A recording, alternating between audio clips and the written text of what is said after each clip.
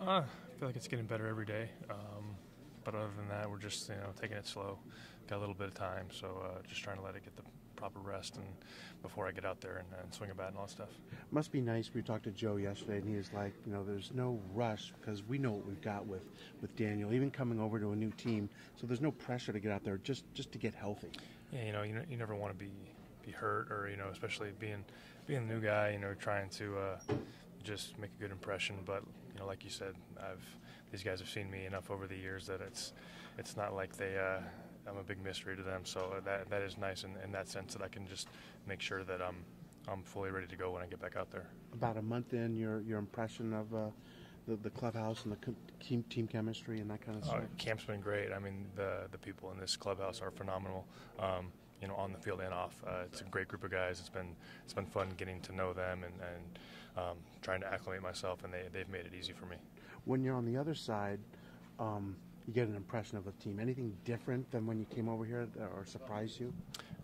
Just from watching them play, they're a group that has fun and plays the game hard and plays with passion, and that's what I've seen so far. Even though it is just spring training, I think there's a passion and a hunger that we see this year. I think guys are hungry coming off an early October exit last year, and I think that'll serve us well going forward. It is funny, Daniel. This team's won 95 games 4 years in a row, and yet last year is considered like you would have thought they won 70 games the way people reacted. I know 95 games is a lot.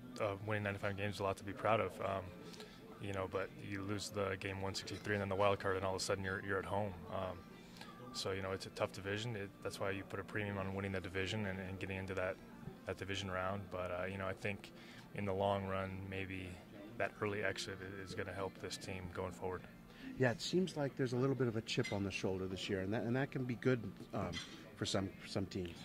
Yeah, you can fall into the trap of, we've been to deep in the playoffs so many years in a row that it's just going to happen, and then all of a sudden it doesn't. You're like, okay, maybe we need to reevaluate a little bit, not make wholesale changes, but just maybe show up with a different edge and a little bit sense of urgency.